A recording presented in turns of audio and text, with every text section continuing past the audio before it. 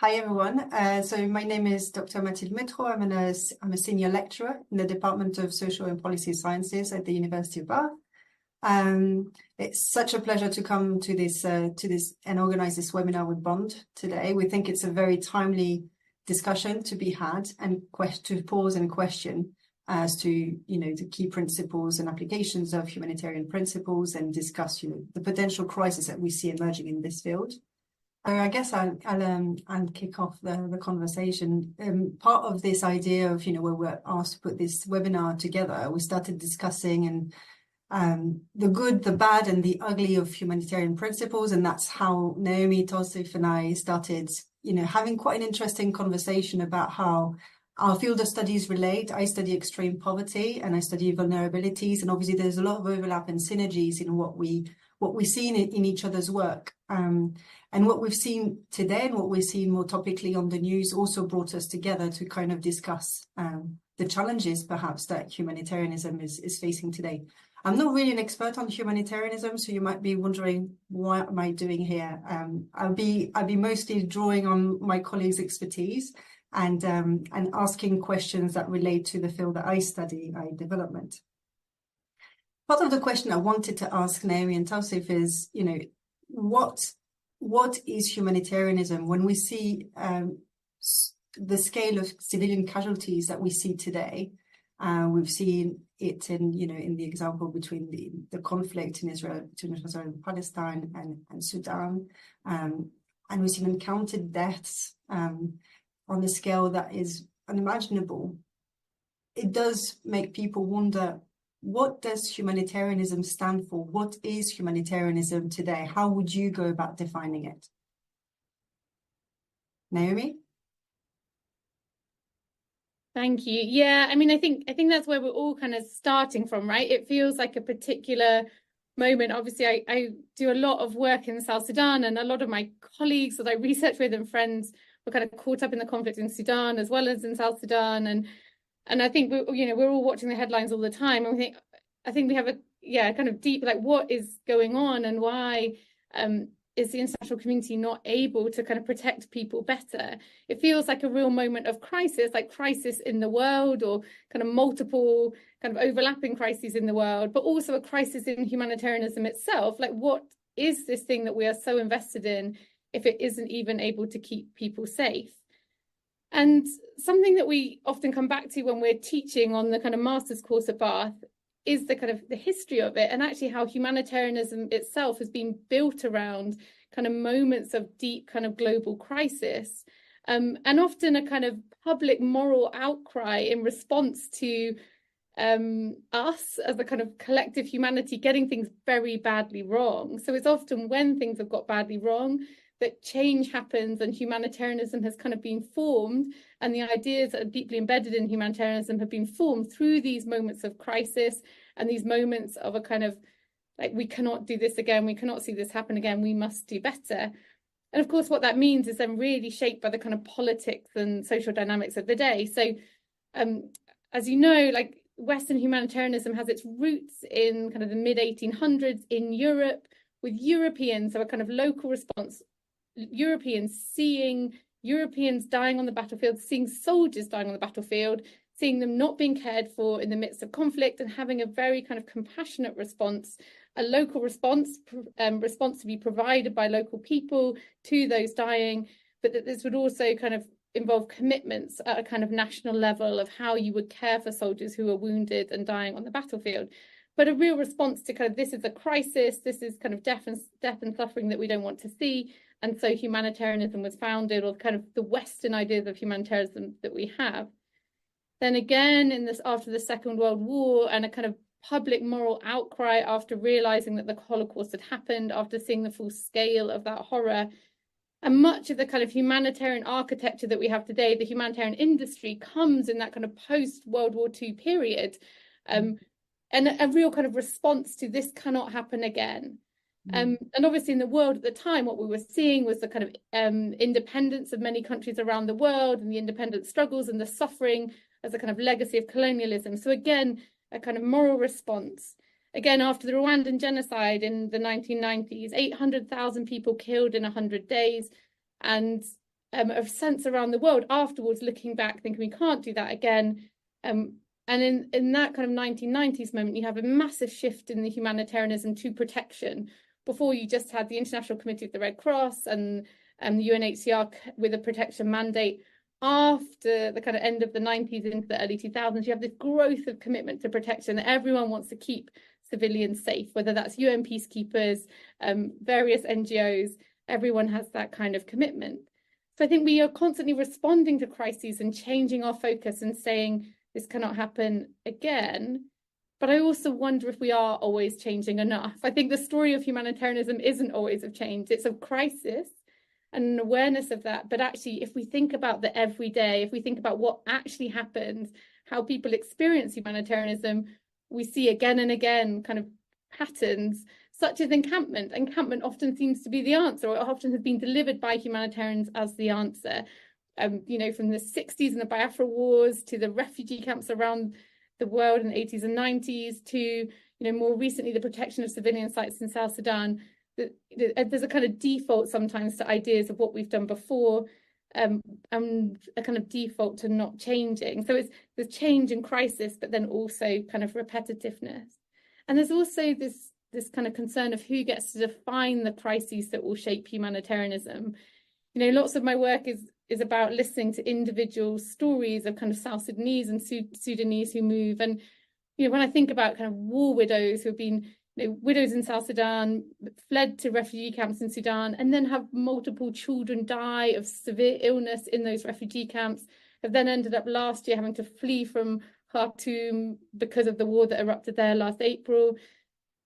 Does her moments of crisis always lap onto our moments of crisis? Her crisis has lasted 30, 40 years. It's a protracted crisis.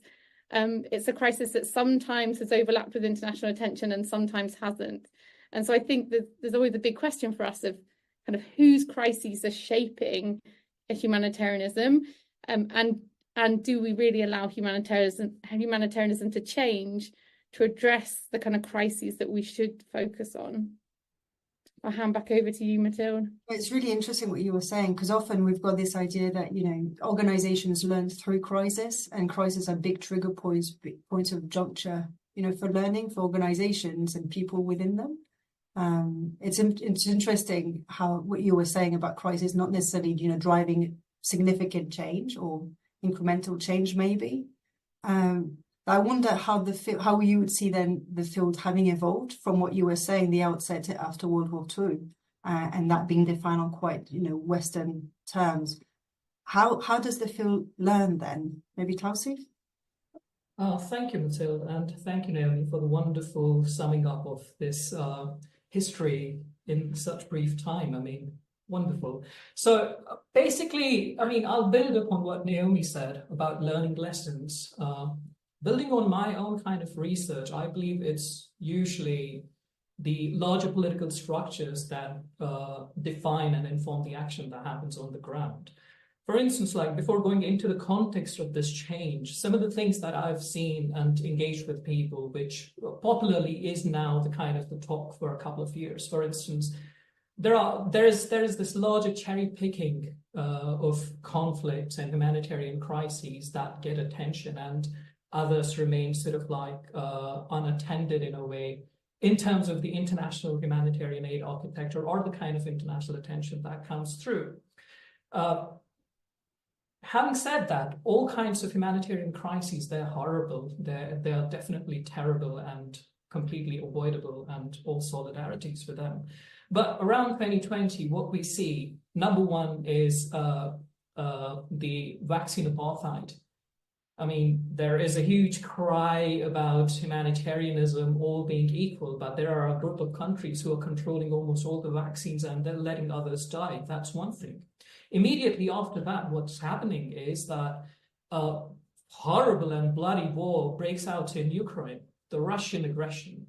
People start talking about that and they're pouring their hearts out. But for many people, the other question was that, oh yeah, definitely we are participating in that. But what's also happening is that there is one of the largest humanitarian crises as underlined by the United Nations in Yemen, where people in millions would starve to death. There's Afghanistan, where people would starve to death and their assets are being frozen. but your hearts are pouring out to Ukraine, which is quite well-deserved, quite due, but at the same time, you're neglecting something else. And those calls have again been quite reinforced when we talk about the current situation that has unfolded in Gaza, where, I mean, we see these whole muted and very, very lackluster calls from humanitarian organizations about a ceasefire or about the humanitarian pauses, whereas at the same time, there is this false equivalence that's being drawn between the Palestinians in Gaza and the massive war machine of an apartheid state like Israel, and a false equivalence of guilt and blame on both the parties. And in terms of the interventions, what we've seen, for instance, many people that I've met have been arguing about these massive marches that are being popularly done, but at the same time, the humanitarian organizations that otherwise champion the causes, as we say, of humanitarianism, they're nowhere to be seen, not even a single banner of theirs. So that's raising many questions for the people. And that's what brings me to this idea of change that we talk about. Basically, when I engage with this idea of modern humanitarianism, something that we can talk about later in further detail, is that the kind of change that it saw was around 1990s, where we saw these crises like the conflict or the crises in Somalia in 1993, then we saw in Rwanda, and then also we saw something happening in Srebrenica. So these were the kind of crises where some things became quite clear that it was a new war kind of situation that was unfolding. That means the wars, they were no longer being fought on the boundaries, they were coming into the localities, and the major casualties, they were no longer military personnel, but civilians. And the other thing was that now the amount of casualties, it had intensified. A growing call is coming through that, okay, now you can't only be very neutral, but you need to take a rights-based approach, which actually coincided with this eruption or the mainstreaming of neoliberal agenda as the main economic ideology in the world as we see. So what happened was that humanitarianism as a change, as a paradigm shift, was not only seen as something that believes in humanity and practices neutrality, but there was a very equivocation of this rights-based approach. That means you're doing this humanitarian relief, but at the same time, you're also advocating and defending human rights. And you're not only giving this relief, that means people are dying or there's a crisis and you're giving food, water, and shelter. No, but there has to be more of what they call the sustainable aid. Sustainable aid in the sense that you're also doing this peace building, reconstruction, post-conflict reconstruction, conflict resolution, and other things. And this was justified that in this sense, this new humanitarianism that's actually having a paradigm shift from the modern kind of humanitarianism that we had seen thus far is more in line with the moral coherence and is more efficient in solving the problems, because you can't just go into the ground and say, if people are dying or getting killed, that's none of my business. That's what was actually highlighted in principle. And something that came through this was this idea of triple nexus. Triple nexus in the sense that this humanitarian aid or humanitarian intervention, it incorporates this idea of peace building, post-conflict reconstruction, and also this idea of development intervention into its orbit. It's kind of like blurring these boundaries. But at the same time, the larger guiding principle in this was this neoliberalism, where the interest, apart from altruism, was basically the guiding principle for these organizations or humanitarian interventions. And as a result of these larger political structures interacting with each other, we see the kind of manifestations on the ground where you have certain crises that are being advocated for, but there are certain major crises that are being lost, that are being forgotten, that are being muted. The other important bit in this was when you talk about this very idea of rights, that's quite complex. Who gets to decide whose human rights in a given conflict situation would be more important than the other? So those were the kind of things. And the other kind of like questions, moral questions that it raised in terms of like, do you look for addressing the root causes, or do you try to save people? For instance, for the root causes that you're advocating, that you need more holistic solutions, you start building these peace, conflict transformation and other things, which are very time consuming. And would that mean if you prefer that thing, you let the people die till then because you're just saying that addressing those structural violences would save more people in the end? So these were the kind of like tensions that we see, number one, in terms of cherry picking, number second, in terms of the tension between this altruism and national interest. And the other important thing being the political kind of ideologies behind that, where certain interests were promoted at the cost of others. And one important thing where I would like to end was that in terms of this overall idea of humanitarian intervention that then was promoted after the 1990s, that it's not only humanitarian aid, but peace building, human rights, development intervention. One thing that was actually mainstreamed through that and quite promoted was this idea of resilience or development-oriented humanitarian intervention. That means you're doing this humanitarian intervention, but at the same time, you're sort of like preparing these people, preparing these communities to be resilient enough to handle these situations when they come in future. Whether such a thing actually works on the ground and what it means when you critically try to assess and analyze it is a topic of debate, actually, and something that we encounter in the larger development studies as well, isn't it? Absolutely, yes. The word resilience is a huge buzzword in development and humanitarian fields alike. Very interesting how you put together, and explain how humanitarianism coincided or converged together with other powerful dynamics, more global dynamics of neoliberalism, etc., and that compound into what we can see today and shape the kind of structures that we can see today. So you're saying actually there's a lot more politics to be understood behind the field, underpinning the field almost. It's interesting, therefore, to reflect. I don't know, how would you say, what's the field managed to achieve? Is everything doom and gloom in humanitarianism? Is there space for seeing hope in what the field has achieved? Is the field fit for purpose as it's developed, ad hoc and, as a crises and accidents? I don't know. Naomi, how would you reflect on what the field has achieved or not achieved, and maybe the challenges ahead? Yeah, thank you. So, I mean, I think lots of us will have examples from our own work and things we've done and places we've been where we can kind of see how humanitarianism and humanitarian efforts have helped people in really difficult situations, and actually where people would kind of report some kind of positive kind of consequence of these interventions. And there's work recently on kind of famines by people like Alex Duval that have said, if we look over the last few decades, kind of since the 80s and 90s, like famines no longer kill in the same way they used to because of large-scale aid interventions. That actually people do, they get hungry, they get incredibly food insecure, they reach kind of famine point or near famine point. But actually kind of the systematic delivery of humanitarian aid will often stop them tipping over. It stops famines killing, and therefore to some extent you can see that kind of maybe humanitarianism in that kind of life-saving situation around food insecurity, there are examples where I think people would say it saved lives, and I'm sure in many different kind of sectors and spaces that there are examples.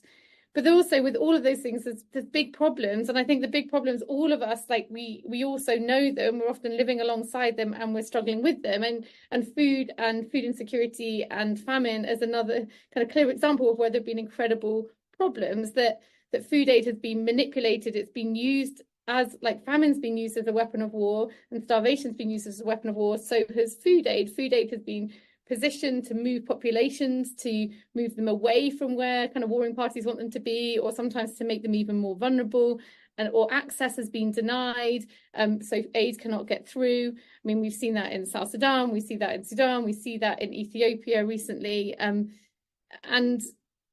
how that kind of aid can be so kind of easily kind of controlled politically.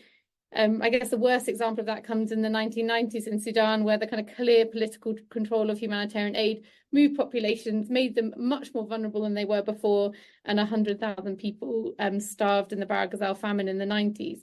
And it feels like a long time ago. It's not that long ago, really. I mean, I work in those places and people very much have those memories of, people dying along the streets and in the places where they lived, and people know where the graves are. And that was a mistake of the humanitarian system.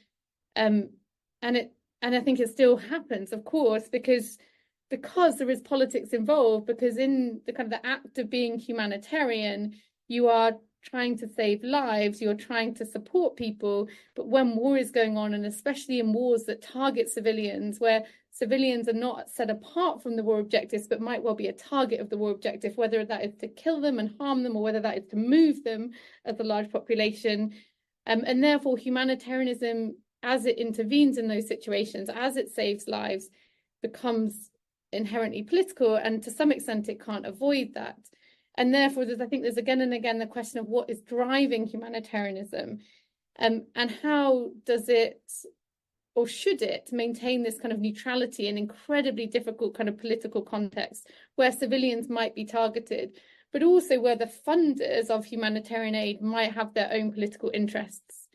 So we really, for example, see that in Afghanistan, how, as you know, the US and the UK and European donors, aid donors were there and active, were also had very kind of clear and explicit political interests, also had kind of a military kind of presence with their political interests, and were using aid to build relationships at the same time. So in those contexts, how did those kind of certain political interests in the war kind of intervene with relationships of trust on the ground for Afghan people? And I think we still see that kind of playing out, the kind of loss of trust, the loss of solidarity, the loss of kind of understanding that many Afghans felt in relation to the humanitarian community, because many humanitarians got quite embroiled in the kind of political dynamics of their donors, and even the kind of strongest, kind of most pro-neutrality humanitarian organizations found it hard to stay out of that politics. But it's a hard one, because many people again and again, and the people we kind of try and serve, they know that actually what will really save them is a kind of political solution, that actually the most life-saving thing will be for the conflict to stop, and that is a political act. And so what they are often desiring is solidarity. So how do we remain neutral then? Do we take a political position? And I think this is going to become a bigger and bigger question for humanitarians as the world repolarizes. Like I feel like, since Syria and now Ukraine, and you've got this real kind of explicit, visible polarization of kind of the global superpowers again. And you can argue whether that was there before anyway, but it's definitely more visible now. And what is that going to do for the way aid is used? You see the rise of new kind of aid donors, such as those like Qatar, these kind of the Gulf states. So what is that going to do to this kind of polarization? How are they going to play? How are they going to shape the field of donor countries? But, how are they going to influence in good and bad ways that politics? And I guess just a final comment, I think if we're thinking about kind of achievements and challenges, one thing that strikes me is, and we definitely think of our own achievements and our own challenges, but I guess the importance of listening to the people that humanitarianism aims to serve in making these judgments. So I've recently been working with some South Sudanese on kind of ethnographic methods of kind of evaluating humanitarian programming, and it is striking when you listen to people carefully what they see as more useful and a bigger achievement, and how that often doesn't tally with kind of what NGOs think is the bigger achievement. So just that kind of final thought of how do we listen better, and how do we make those judgments about success in different ways. It's really quite interesting to listen to you and step back and think, is neutrality one of the strengths of humanitarianism in practice, or is it one that gets in the way of more effective action? I don't know. This is part of what I take away from it, is something that's both relevant to development, but also it seems to be highly relevant in the question of effective action in the context of humanitarian crisis, as it were. Tausif? Thank you, Mathilde. I mean, I was thinking about challenges in a very different way when you talk about the crises that we understand. Number one is basically the overall idea that these are kind of internal problems and they've got external solutions. I mean, that brings up an entire universe of these colonial structures, the colonial legacies, and the back of your head. You don't even want to talk about those things because everyone knows about those things, yeah? But one of the basic challenges that I feel with the field is that, especially after 2020, we've seen the unfolding of certain crises, for instance, the pandemic, which was global, isn't it? The other important thing was the climate change that's happening and the climate shocks that we're having. The very temporality and the very speciality of these crises is way different than we've known so far. And what we have is the so-called the missionary zeal that we had 150 years ago, that you go with tents and mattresses, and that's your humanitarian aid. But when you talk about situations that are unfolding right now, is this relevant? So the kind of bureaucracy, the kind of architecture, the kind of tools that we have, even when you talk about the war situations with the crises like new wars, which is kind of very diffuse, where there are proxy wars, where there are blurred boundaries between civilians, non-civilians, combatants, armed forces, others. How do you deal with situations like that? How do you deal with situations like a pandemic? How do you deal with climate shocks? And over time, we are seeing that the crises that are happening around us in our world are changing. So is the current system of humanitarian aid industrial complex actually the relevant answer to that thing, or do we need to recalibrate our answers? That's one very important thing that we need to start thinking about before even going into this thing. What are the basic kind of like challenges? The very basic thing for me is to actually challenge the idea whether this is a relevant response right now, given what we would be encountering, because we know what's unfolding around us. Then the other important kind of thing is that when it comes to, if we talk about the current architecture or the current system or machinery of aid, like taking away the problems, one of the basic things, as I said in the previous response as well, was this: do you address the immediate problem or do you address the root cause? And in doing so, I mean, if you're doing one, you're letting people getting killed. If you're doing the other one, it leads to recurrence of this issue. And if you have to do the same thing again and again, are you actually doing any service? So a basic short answer for this kinds of challenges is no doubt that humanitarian aid, in terms of the modern humanitarian as we understand it, might have saved lives, but in terms of sufferings, they have actually escalated. They've actually inflated. That's another thing. The other very important thing that is related to this is this idea where we are seeing the coloring of this humanitarian intervention when I talk about this very architecture or this industrial complex, is because now increasingly, especially after the Afghan war, these have become the humanitarian industry, or the humanitarian agencies in many cases have become the extensions of the state, even if there are not many people are increasingly seeing them as such.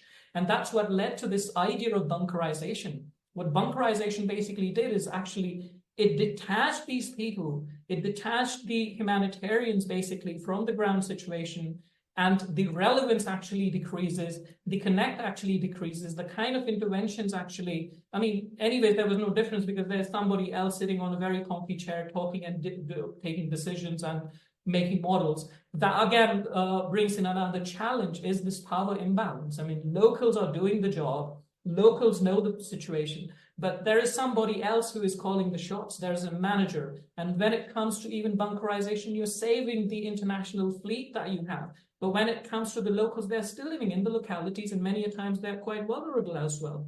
The other important thing is the MNC funding, from United Nations to Oxfam to others. It is like you're funded by these corporates, which might be these massive oil and petroleum industries, massive kinds of arms importers or armed industrial complexes. So when they are funding you, you're obliged in a way that when it comes to these situations, you have to think of your self-interest as well, that if I talk about this situation, I might either lose my access or at the same time, my funding might be cut. That again brings in the debate of this principal agent theory at the back of my head. I mean, this massive architecture where even an individual, if they give about £100, at the end of the day, there's the massive bureaucracy, the office, the salaries, and other things. Effectively, maybe £5 or £10 might reach onto the ground. So these are some of the basic kind of challenges, in my opinion, that need to be thought of, that need to be discussed, and that need to be tackled threadbare, from the very idea to the very assumptions to the very implementation of this field. Yeah. There's a question in the chat, maybe relating to what you were saying just then, Tawsif. Mohammed is asking, you know, there's the violence towards humanitarian workers in Gaza is setting a precedent that even humanitarian workers, no matter how visible they are, will now be a direct target in conflict. Is it something that's unprecedented? in my opinion, it's unprecedented, but it's precedented as well, because humanitarian, again, the thing is how you imagine this humanitarian action or humanitarian intervention. So the very idea of when we talk about this humanitarian intervention, that actually flags in our head is Oxfam or these international organizations going onto the ground. But we do not realize that there are these people who are the first responders, that is the communities themselves, the kind of groups they have, self-help groups. For instance, in Kashmir, I have seen crisis situations unfold where there have been curfews and lockdowns for more than 6 months without any international or aid organization being there. Communities coming up together with foods, rations, and other things, going from these agricultural towns to the cities and distributing it free of cost to the people. Or I'm reminded of the earthquake that hit Kashmir and parts of Pakistan in 2005, where about 100,000 people died, about 8 or 10 million people got impacted. And what came into the news was the work of the international organizations rather than these groups that were the first responders and were helping, or even the national groups like ED Foundation, who were doing massive amounts of work. That was the highlight. So if for you, aid architecture as the international organization is the first responder, maybe the kind of situation that we're seeing in Gaza is unprecedented. But if you think of this humanitarian intervention in its real essence, where you sort of unpack it in its reality, then it's not unprecedented in many situations. For instance, the initial history of humanitarian aid, where these aid workers in Europe were going onto the battlefield, they were treating the soldiers, but also getting killed at the same time. So I won't think it in that sense. If in the sense you understand humanitarianism, it won't be unprecedented. But the kind of situation that we are seeing right now, that is unprecedented. Again, that also brings in to highlight what I spoke of before, this idea of power imbalance between the international and local. When you talk about Gaza, there might be many humanitarians on the ground, but have a look at the list. It's only the locals who suffer at the end of the day, because the international players are bunkerized, they are protected, they've got insurances, and they are safely flown out, and the locals at the end of the day are left to die. My opinion completely.